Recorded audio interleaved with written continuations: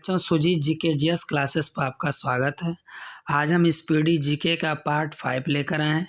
इससे पहले हमारे चैनल को like, share, subscribe, bell icon जरूर दबाएं।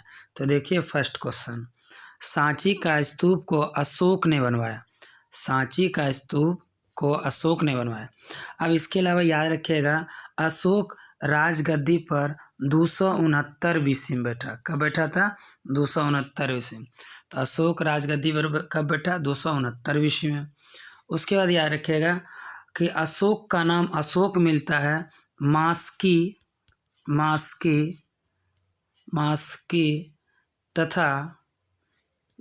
तथा गुर्जरा अभिलेख में। याद रखिएगा, मास्की तथा गुर्जरा अभिलेख किस अभिलेख में मिलता है?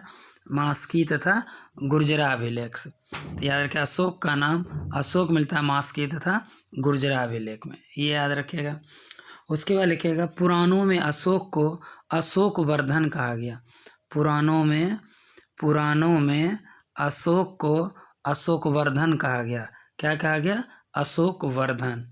उसके बाद रखिएगा, अशोक अपने शासन काल के मतलब राज्याभिषेक के 8वें वर्ष, कौन सा वर्ष? 8वें वर्ष, याद रखिएगा, लगभग 261 BC में कलिंग पर आक्रमण किया। 261 BC में कहाँ किया? कलिंग पर आक्रमण किया, याद रखिएगा। अशोक का कुल 150 अभिलेख है। कितने अभिलेख हैं? 150 अभिलेख हैं। और सबसे लंबा अभिलेख 7वां है। सबसे लंबा अभिलेख कौन है? 7वां, याद रखिएगा। चलिए नेक्स्ट क्वेश्चन, गुलाम वंश का संस्थापक कुतुबुद्दीन ऐबक था। गुलाम वंश के संस्थापक कौन थे? कुतुबुद्दीन ऐबक। लेकिन वास्तविक संस्थापक पूछेगा तो याद रखिएगा इल्तुतमिश। वास्तविक संस्थापक इल्तुतमिश। तो वास्तविक संस्थापक कौन थे? इल्तुतमिश। तो वास्तविक संस्थापक कौन थे? इल्तुतमिश। चलिए नेक्स्ट क्वेश्चन, पूर्वी घाट तथा पश्चिमी घाट का मिलन स्थल नीलगिरी है। पूर्वी घाट तथा पश्चिमी घाट का मिलन स्थल नीलगिरी है।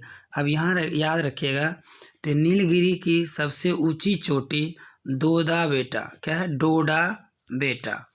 नीलगिरी की सबसे ऊंची चोटी डोडा बेटा। कौन सा है? डोडा बेटा। नीलगिरी की सबसे ऊंची चोटी कौन है? डोडा बेटा। और इसकी ऊंचाई 2637 मीटर है। ऊंचाई कितना है? 2637 मीटर, याद रखिएगा। और यह तमिलनाडु में, कहाँ है? तमिलनाडु, याद रखिएगा। कहाँ है? तमिलनाडु, याद रखिएगा। नेक्स्ट क्वेश्चन, लावनी तथा तमाशा महाराष्ट्र का लोक नृत्य है। लावनी तथा तमाशा महाराष्ट्र का लोक नृत्य है। इसके अलावा याद रखिएगा दही केला। दही केला, तो याद रखिएगा तमाशा, लावनी, तमाशा, दही केला कहाँ का है? महाराष्ट्र का। कहाँ का है? महाराष्ट्र का। लावनी तथा तमाशा दही केला कहाँ का लोक नृत्य है? महाराष्ट्र का।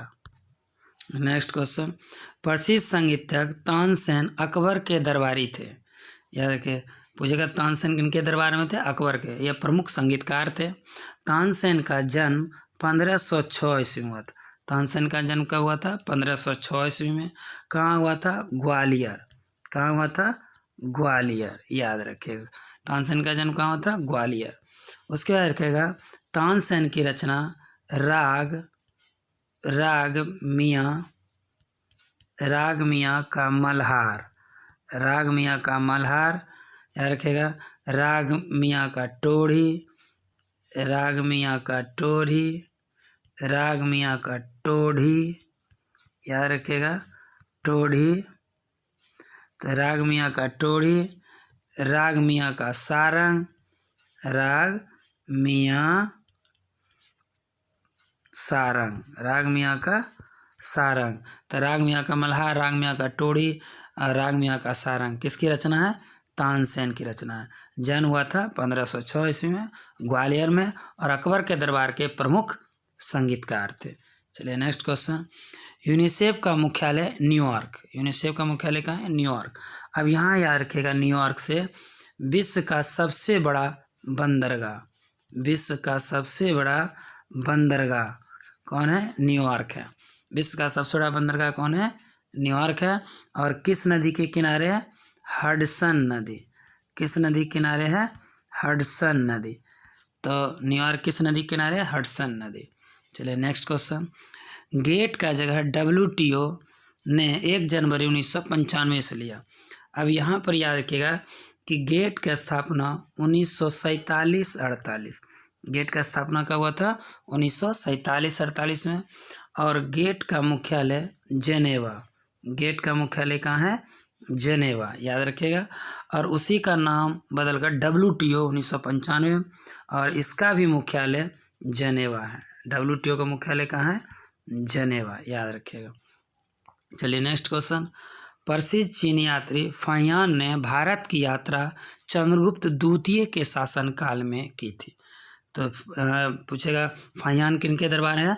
चंद्रगुप्त द्वितीय। अब यहाँ पर याद रखिएगा चंद्रगुप्त द्वितीय के शासनकाल में था आर्यभट्ट, आर्यभट्ट, याद रखिएगा। उसके बाद याद रखिएगा कालिदास, कालिदास, कालिदास। उसके बाद रखिएगा वराहमिहिर, वराहमिहिर, याद रखिएगा। उसके बाद धन्वंतरी, धन्वंतरी, याद रखिएगा। ये सब चंद्रगुप्त द्वितीय के शासनकाल में थे। और धन्वंतरी को चिकित्सा का भगवान कहा जाता है, याद रखिएगा। धन्वंतरी को चिकित्सा का भगवान कहा जाता है। और चंद्रगुप्त द्वितीय को विक्रमादित्य के नाम से भी जानते हैं, विक्रमादित्य के नाम से। किस नाम से जानते हैं? विक्रमादित्य के नाम से, याद रखिएगा। किस नाम से जानते हैं? विक्रमादित्य के। चलिए नेक्स्ट क्वेश्चन। मनसबदारी प्रथा अकबर ने चलाई थी। तो याद रखिएगा मनसबदारी प्रथा कहाँ से लिया गया? मंगोलिया से। कहाँ से लिया गया? मंगोलिया से। मनसबदारी प्रथा कहाँ से लिया गया है? मंगोलिया से, याद रखिएगा। और इसको याद रखिएगा लोकप्रिय बनाया अकबर ने। चलिए नेक्स्ट क्वेश्चन। एलोरा और एलिफेंटा में शैलकृत चैत्य राष्ट्रकूट काल की है। किस काल की है? राष्ट्रकूट काल की। अब यहाँ पे याद रखिएगा राष्ट्रकूट वंश के संस्थापक दंतीदुर्ग कौन थे? दंतीदुर्ग। तो राष्ट्रकूट वंश के संस्थापक दंतीदुर्ग, याद रखिएगा। और इसकी राजधानी मान्यखेट, राजधानी कहाँ है? मान्यखेट, राजधानी कहाँ है? मान्यखेट, याद रखिए। राजधानी कहाँ है? मान्यखेट। संस्थापक कौन थे? दंतीदुर्ग। अब यहाँ पे याद रखिएगा एलोरा का जो कैलाश मंदिर है, एलोरा का कैलाश मंदिर, एलोरा का कैलाश मंदिर, याद रखें। एलोरा का कैलाश मंदिर राष्ट्रकूट वंश के शासक कृष्ण प्रथम ने बनवाया था। कौन बनवाया था? कृष्ण प्रथम, याद रखिएगा। एलोरा का कैलाश मंदिर का निर्माण राष्ट्रकूट वंश के शासक कृष्ण प्रथम ने बनवाया था। चलिए नेक्स्ट क्वेश्चन। गुरु तेग बहादुर का वध औरंगजेब ने कराया था। तो याद रखिएगा गुरु तेग बहादुर का वध कौन का? औरंगजेब ने। और गुरु तेग बहादुर 9वें गुरु थे। क्यों गुरु थे? 9वें गुरु थे, याद रखिएगा। और 5वें गुरु जो थे अर्जुन देव, 5वें गुरु जो थे अर्जुन देव, 5वें गुरु कौन थे? अर्जुन देव, याद रखिएगा। इसकी हत्या जहांगीर ने करवाया। कौन, किसने करवाया? जहांगीर, याद रखिएगा। तो 5वें गुरु अर्जुन देव की हत्या जहांगीर ने करवाया, ये याद रखिएगा। तो 5वें गुरु अर्जुन देव की हत्या जहांगीर ने, और 9वें गुरु तेग बहादुर की हत्या औरंगजेब ने कराया। चलिए नेक्स्ट क्वेश्चन। चीन में लाल क्रांति 1949 में थी। तो याद रखिए चीन में लाल क्रांति 1949 में किसके नेतृत्व में? माओ त्से तुंग, याद रखिए। किसके नेतृत्व में था? माओ त्से तुंग के नेतृत्व में। किसके नेतृत्व में था? माओ त्से तुंग।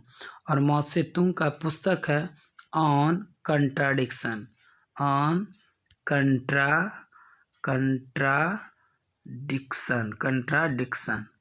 On contradiction. तो ऑन कंट्राडिक्शन पुस्तक के लेखक कौन है? Mao Tse Tung. On contradiction पुस्तक के लेखक कौन है? Mao Tse Tung. Next question. तो ऑन कंट्राडिक्शन पुस्तक के लेखक कौन है? Mao Tse Tung. Next question. Mahatma Gandhi ने करो या मरो, यार के करो या मरो का नारा 1942 में भारत छोड़ो आंदोलन में दिया था। तो याद रखें महात्मा गांधी ने करो या मरो का नारा 1942 में भारत छोड़ो आंदोलन में दिया था, याद रखिएगा। करो या मरो का नारा भारत छोड़ो आंदोलन में दिया था, याद रखिएगा। अब याद रखिएगा यह 8 अगस्त 1942 को कब हुआ था? 8 अगस्त। तो तारीख याद रखिएगा 8 अगस्त। कब हुआ था? 8 अगस्त को याद रखिएगा। तो और भारत छोड़ो आंदोलन 8 अगस्त 1942 को कहाँ से हुआ था? मुंबई के गवालियांवाला टैंक से। कहाँ से हुआ था? मुंबई के गवालियांवाला टैंक से, याद रखिएगा, मुंबई के गवालियांवाला टैंक से। नेक्स्ट क्वेश्चन, चोल वंश नौ सैनिक शक्ति के लिए प्रसिद्ध है। चोल वंश नौ सैनिक शक्ति के लिए प्रसिद्ध है। अब यह याद रखिएगा स्थानीय स्वशासन के लिए भी जाना जाता है। याद रखिएगा स्थानीय स्वशासन के लिए, स्थानीय स्वशासन के लिए जाना जाता है। तो स्थानीय स्वशासन के लिए कौन जाना जाता है? चोल वंश, याद रखिएगा। और नौ सैनिक के लिए भी। उसके बाद चोल वंश के संस्थापक विजयालय कौन थे? विजयालय। चोल वंश के संस्थापक विजयालय, विजयालय। तो चोल वंश के संस्थापक कौन थे? विजयालय। चोल वंश की राजधानी तंजौर। दूसरा संस्थापक राजराज प्रथम और वास्तविक संस्थापक थे प्रांतक प्रथम। वास्तविक संस्थापक कौन थे? प्रांतक प्रथम, याद रखिएगा। नेक्स्ट क्वेश्चन, विश्व का सबसे छोटा देश वेटिकन सिटी है। कौन है? Vatican city.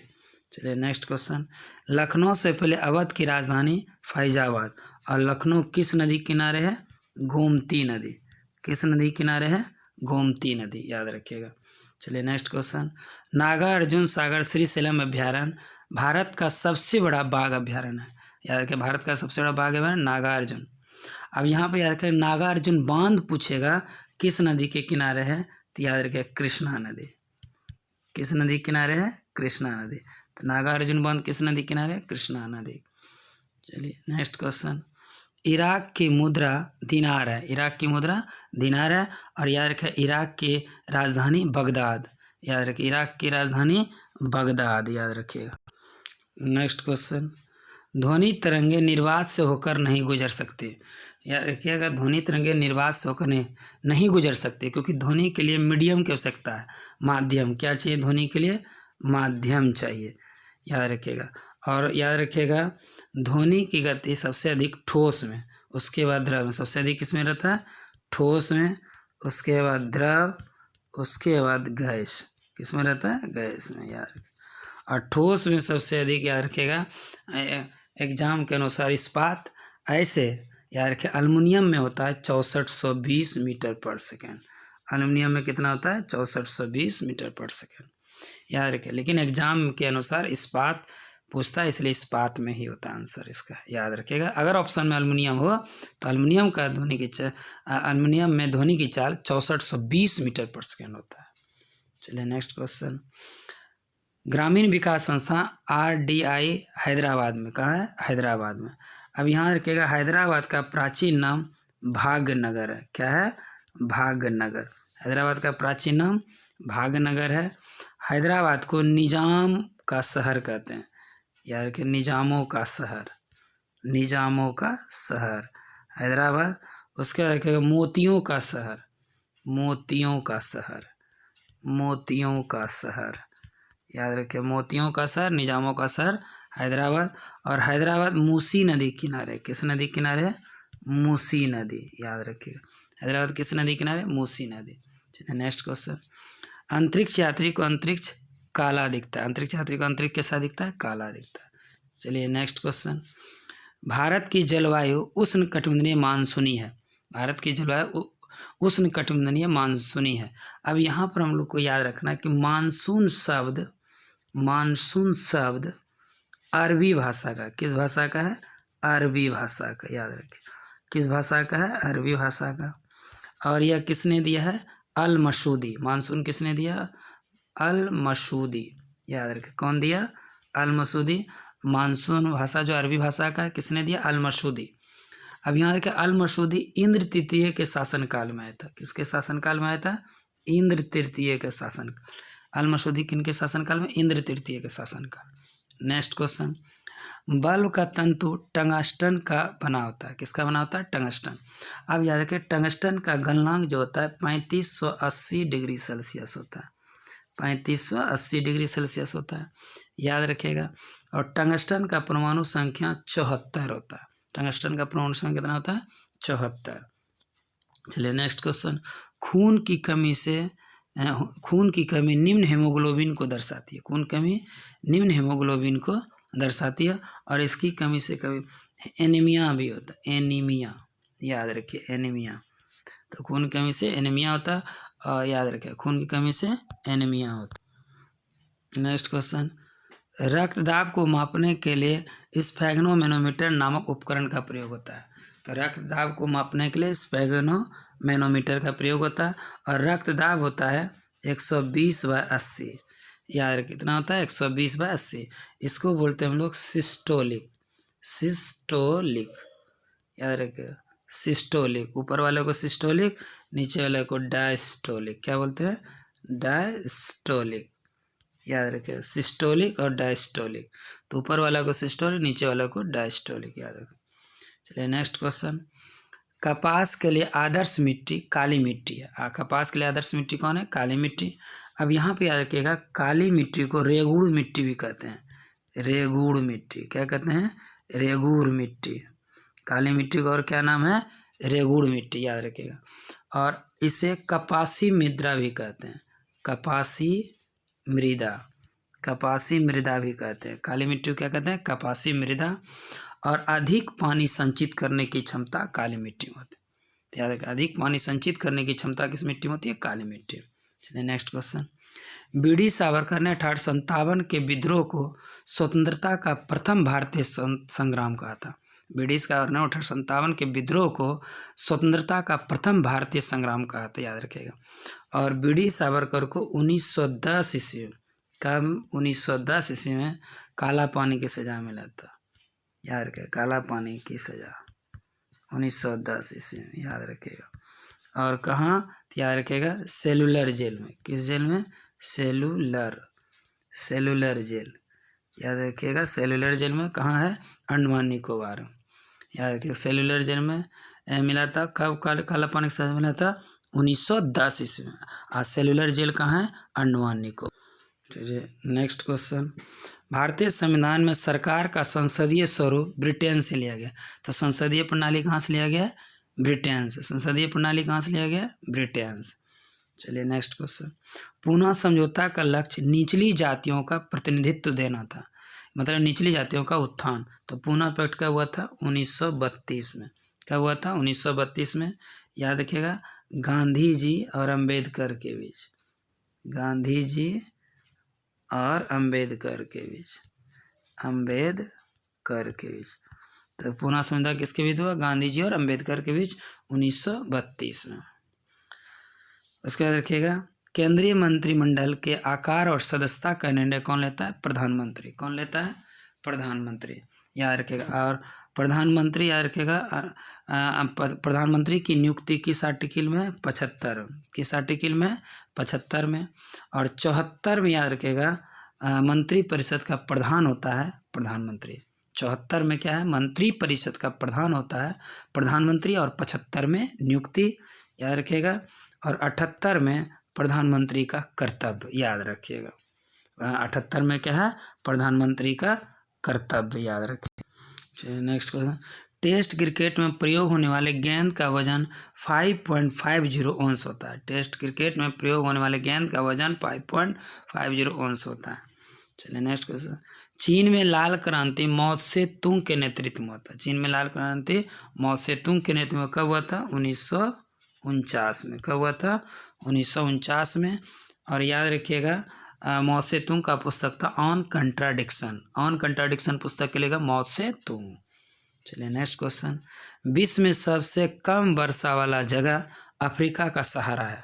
कहाँ है? अफ्रीका का सहारा। और विश्व का सबसे बड़ा मरुस्थल कौन है? सहारा। याद रखिए, सबसे बड़ा नहीं ना, सबसे बड़ा मरुस्थल कौन है? सहारा, याद रखिएगा। याद रखिए, तो विश्व का सबसे बड़ा मरुस्थल कौन है? सहारा। और वो याद रखिए, उत्तरी अफ्रीका में सहारा और दक्षिणी अफ्रीका में कालाहारी। उत्तरी अफ्रीका में सहारा और दक्षिणी अफ्रीका में कालाहारी। Next question. विश्व में मीठे पानी की सबसे बड़ी झील कौन है? सुपीरियर झील। तो विश्व में मीठे पानी की सबसे बड़ी झील है सुपीरियर झील, कहाँ है? कनाडा। कनाडा कहाँ है? कनाडा। तो विश्व का सबसे बड़ा मीठे पानी की झील कौन है? सुपीरियर झील। तो विश्व में मीठे पानी की सबसे बड़ी सुपीरियर झील कहाँ है? कनाडा में, याद रखिए। चलिए नेक्स्ट क्वेश्चन, सिकंदर की मृत्यु बेबीलोन में हुआ था। सिकंदर की मृत्यु कहाँ हुआ था? बेबीलोन में, याद रखिए। 323 BC में। कब हुआ था? 323। और याद रखिएगा सिकंदर भारत पर आक्रमण किया था 326 BC में, याद रखिएगा। फिर कब आक्रमण किया था? 326 BC में। और भारत से लौटा कब? 325 BC में। कब लौटा? 325 BC में। और मृत्यु का हुआ 323 BC में बेबीलोन में। सिकंदर का पिता का नाम क्या था? फिलिप। सिकंदर का पिता का नाम क्या था? फिलिप, याद रखिए। सिकंदर का घोड़ा का नाम था बहुकेफला। क्या था घोड़ा का नाम? बहुकेफला। सिकंदर का घोड़ा का नाम क्या था? बहुकेफला। और सिकंदर और पोरस के बीच कौन सा युद्ध हुआ था? हाइडी स्पीच का युद्ध, याद रखिए। कौन सा युद्ध हुआ था? हाइडी स्पीच का या वितास्ता का युद्ध, सिकंदर और पोरस के बीच, याद रखिए। और सिकंदर की सेना किस नदी को पार करने से इनकार कर दिया था? ब्यास नदी को। किस नदी को पार करने से इनकार कर दिया था? ब्यास नदी को, याद रखिएगा। तो आज का जो मेरा प्रीवियस सेट का जो क्वेश्चन था वो कंप्लीट हुआ। आप हमारे चैनल से जुड़े रहिए और हमारे चैनल को like, share, subscribe, bell icon जरूर दबाएं। अधिक से अधिक शेयर कीजिए, अधिक से अधिक लाइक कीजिए, कमेंट भी ज़रूर कीजिए। नेक्स्ट वीडियो फिर हम लेकर आएंगे। थैंक्स।